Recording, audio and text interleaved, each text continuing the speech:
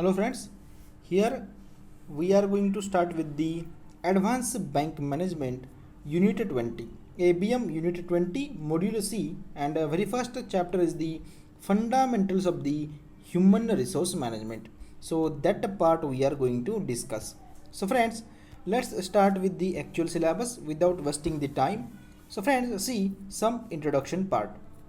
See friends, an organization is the unit which is a part of the society, right? For example, our say my bank is State Bank of India and it is the part of the society, right? And it has a structure and follows the certain systems, right?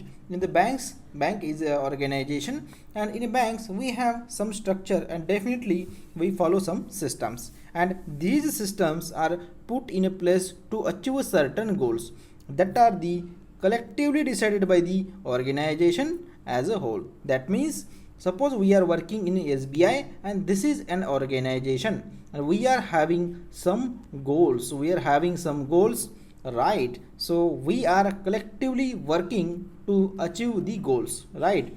We may have a different goal. Very first goal, we have to earn the profit, and secondly we have to also serve the nation, right? That means we are having, as an organization, we are having some goals, and for that we are working collectively, okay? And that goals are decided by the organization, So see the next, the people have a vital role to play in deciding and achieving this goal and managing the organization. So definitely the organization has goals, and who will manage that goals, who will achieve that goal? Definitely the people working in that organization. So definitely we can say the people working in any organization have a major important role while achieving their goals, okay? So this is the introduction part.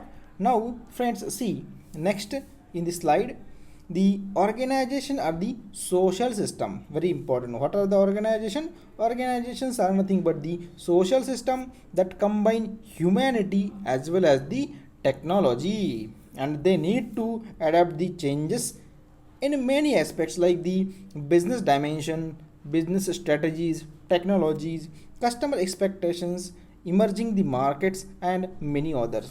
That means every organization has the different objective, and definitely the people working in the organization have to achieve that objective. And so definitely suppose you are working in SBI, you are having different targets, right? Instead of goal, we can say we are having different targets, and for that we are doing different strategy using the technology, and we have to also consider the customer expectations, also the market situations. So this is the basic part. That means what we have learned in the basic introduction part is that what is the organization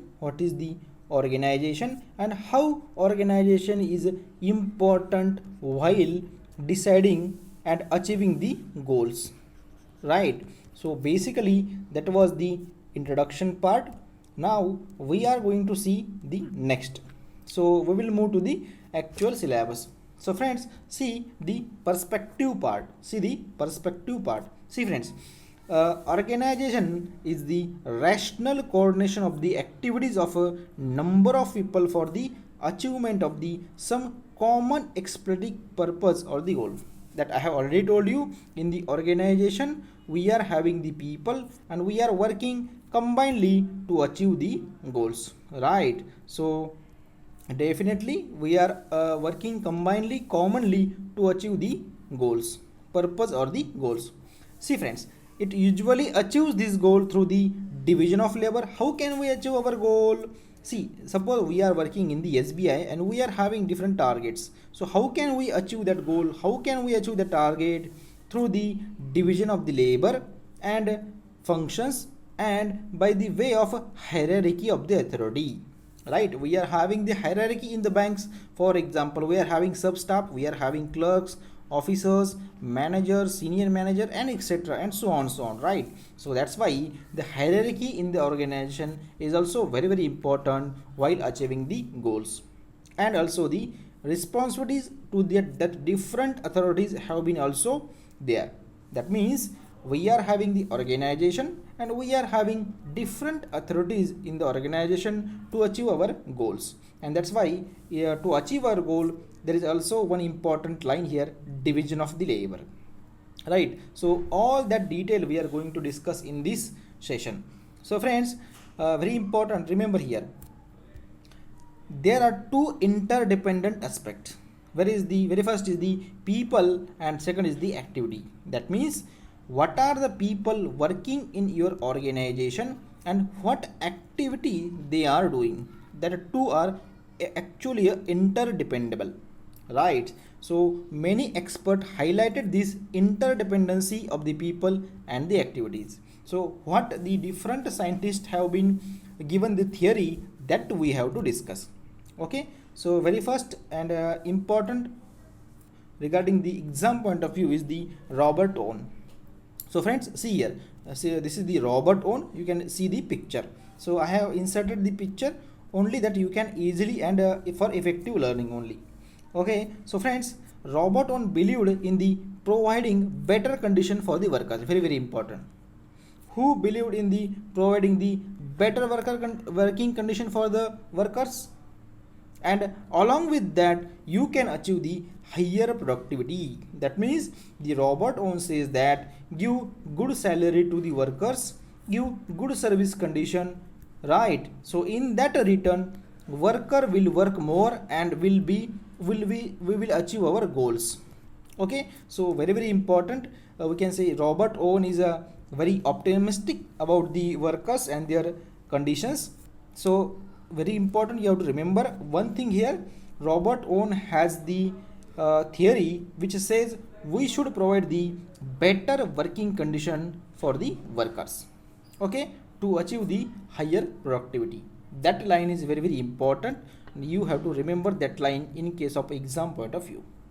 Okay, so next is the Charles Babbage. So friends, Charles Babbage was the scientist. Generally mainly it was the mathematician. See, you can see the figure, see his image, so then you can easily remember, right? So for effective learning we are going with the images. So friends, see, Charles Babbage is believed in the applying scientific principle to work process and increase the productivity and reduce the expenses. So friends, what the banks are now doing, they want to increase the productivity, they want to reduce the expenses. So that's why banks also applying the scientific principles. So you have to remember, in exam they may ask one liner MCQ that who given the scientific approach principle, who given the scientific principle or scientific approach.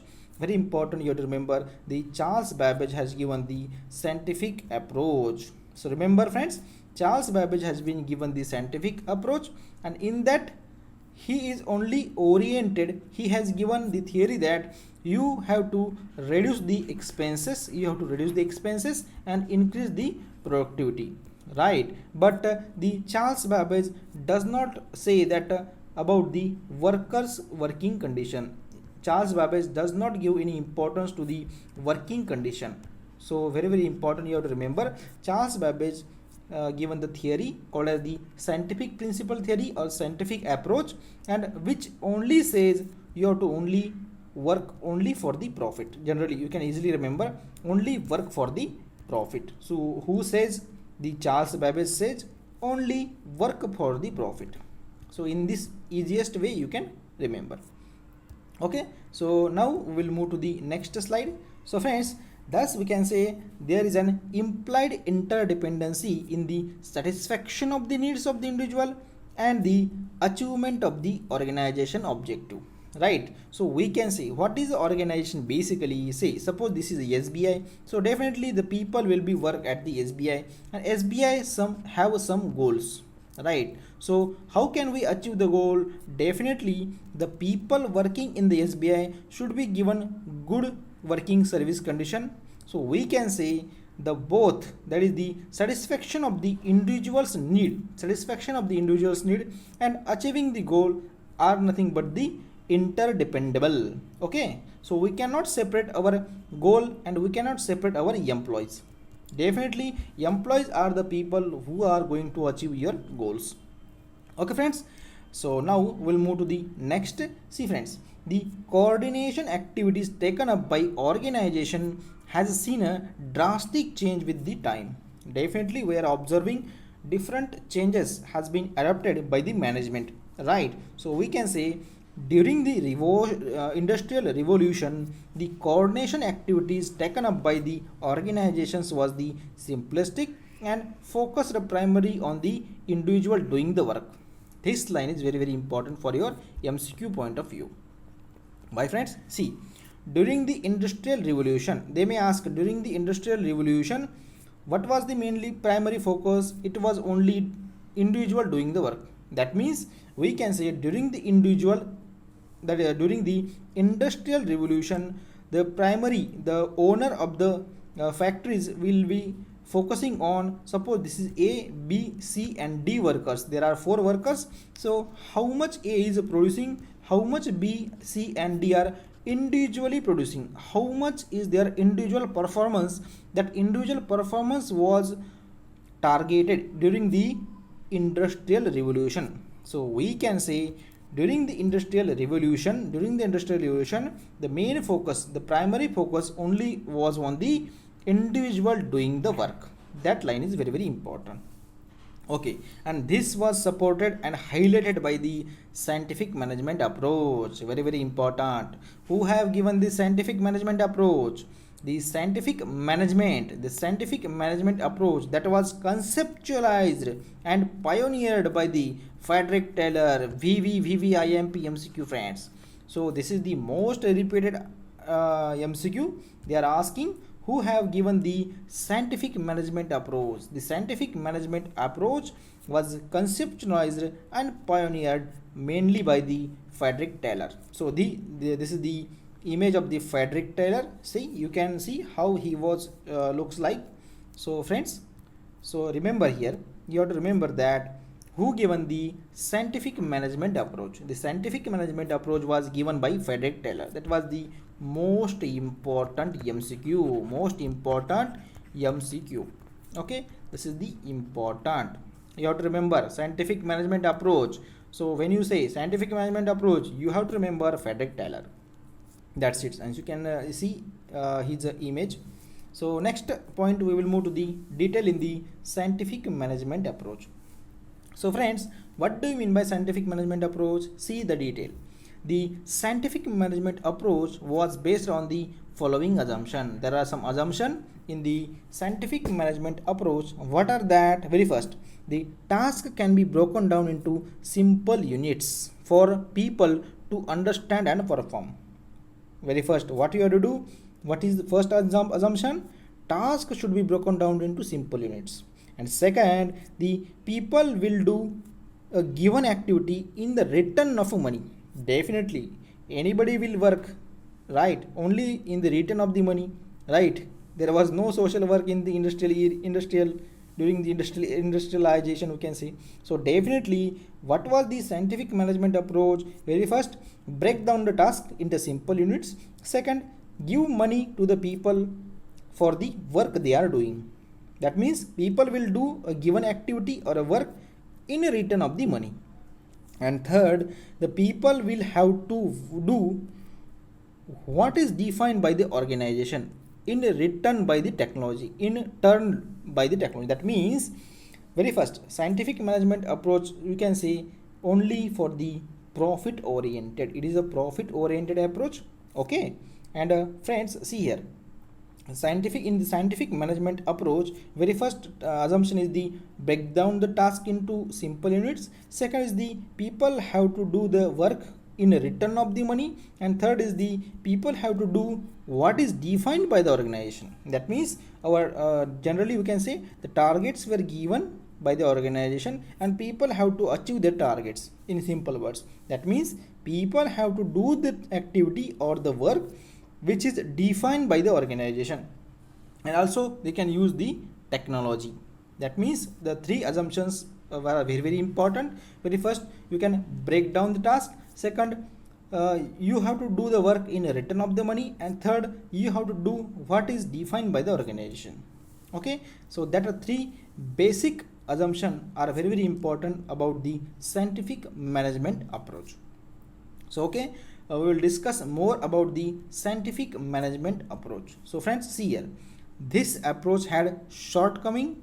It concentrated only on the activities implied in the work and ignored the other activities like behavior. Right, as I have already told you, that a scientific management approach only only focused on the work done by the labor, but not their behavior, fatigue, and boredom that took place as a natural outcome. This resulted in the unionism among the labor. So very important. The scientific management approach has been resulted into the unionism. Very important. Why the unions has been formed in the industry? Due to the scientific management approach, because there are some deficiencies, there are some lacks in the scientific management approach. So okay, now discuss in the detail. Thus the periodic economic depression, immigration of the workers, aggressive stance of the management, it combating the efforts of the labor to unionize become a permanent formal factor of the organization. So definitely when there is a unions in the industry, the management have the concern about the how they can overcome the union, this was also the prime objective of the management. Okay, so remember, just one line you have to remember here through that theory part. What you have to remember that due to the scientific management approach, the unionism among the industry has been started. Okay, because they are not focused more about the worker service condition and their behaviors, they are only focused on their individual performance. Okay, so that is the scientific management approach. So friends, next we have to discuss is the development of the people management function.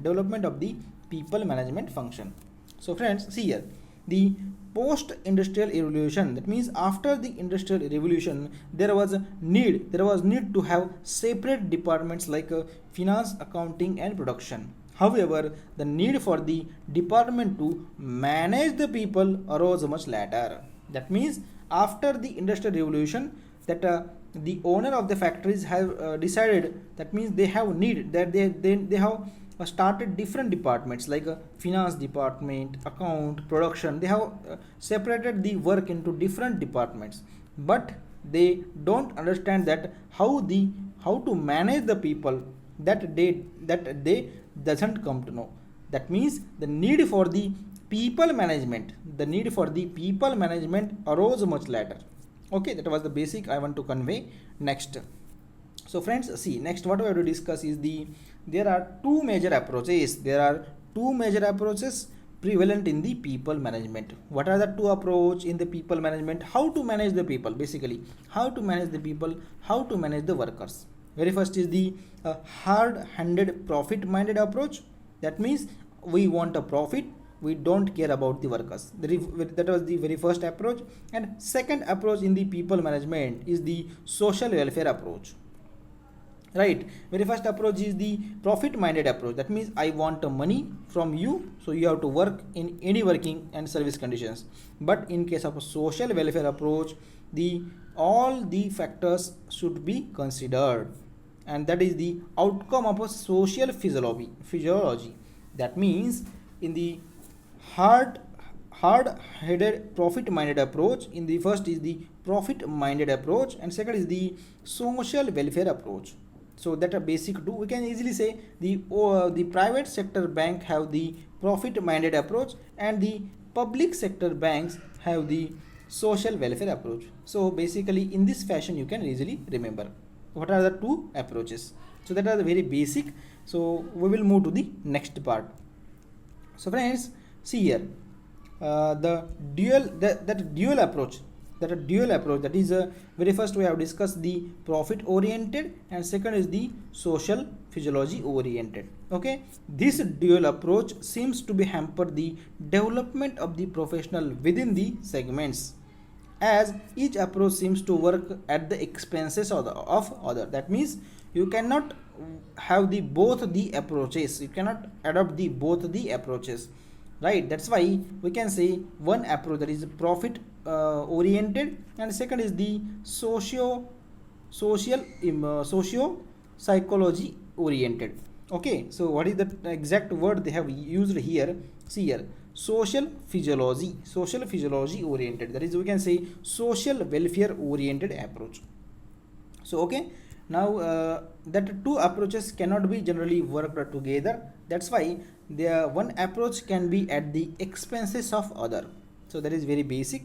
So friends, very important, we are moving with the important part is the what is the HRD, that is human resource management, and what is the HRD, that is human resource development. M for the management and D for the development. So what is the basic difference between management and the development? That is very important to understand the concepts. So friends, you might seem this is a boring lecture because this is all the theory part. So before going to MCQ, definitely we will provide the MCQ on that also. When you attempt the MCQ, you will definitely have some confidence. You will have the confidence to attempt the paper. Okay, so don't worry, just go through the theory part, then we will continue with our MCQ also. Okay, so what is the HRD and HRM relationship? The Seth describe, see here is the image inserted, Seth. You can have look at the image, so that it will be better for understanding. Okay, now see friends, the Seth describe the present perspective of the HRM. How HRM has been described by the Seth?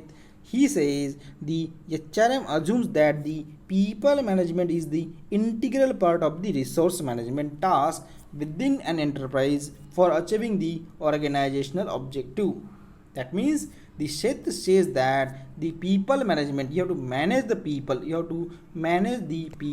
and it is the internal part of the resource management. Very important, right? So it is the important part of the resource management. What is the important part? Is the people management. The people management is the integral and important part of the resource management. Okay, so according to a Seth, the people management and the resource management are not the separate tasks, that are the integral part. That means the people management is the integral part of the resource management. Okay, the human beings develop a stake in the enterprises as they work on it, thus in return enhances their motivation, development and the growth, which are the most critical factor in the development. The growth of the organization. The crucial managerial responsibility is to make the continuing effort to harmonize the interest and the growth of the organization with those of the employees at the all level. The human sensitivity, trust in the people and participative management are treated as a part of managerial culture and philosophy. So basically what we have learned through this slide, remember what Seth says. According to the J.N. Seth, it was the scientist named J.N. Seth. According to him, the people management, that is the HRM, assumes that the management of the people is the integral part of the resource management. That line you have to remember only. Okay, and in that human resource management, there are different activity that they have described. For example, is the management of the people. Apart from that, the development, there are growth individual as well as the growth of the organization. So you can have look about the all the activity, but only for the exam point of view, only MCQ important is the how Seth describe the HRM. He described like a HRM assumes that people management is the integral part of the resource management.